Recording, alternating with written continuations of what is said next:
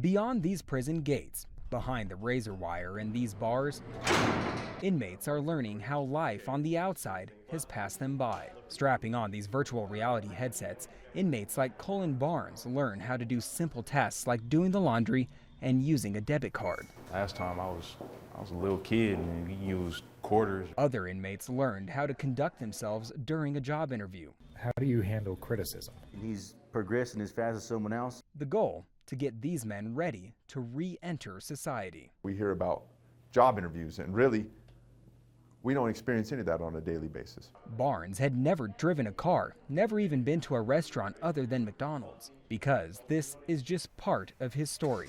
In 1993, when Barnes was just 16 years old, he broke into his neighbor's Aurora townhome and killed her.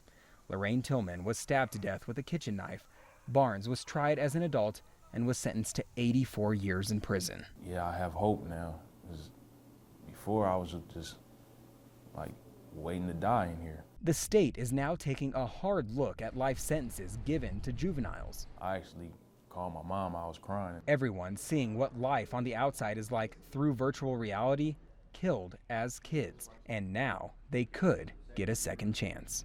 I'm not that 16-year-old kid who just was running wild. He says he thinks about that time every day. I was looking in the mirror and I was just, I was kind of afraid of myself when I was, the reflection. I was like, I couldn't believe, what I had just done. And he thinks about his victim and her family constantly. I mean, I can't say sorry enough.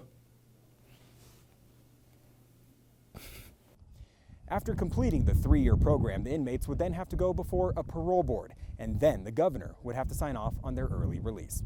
In Canyon City, Dillon Thomas covering Colorado First.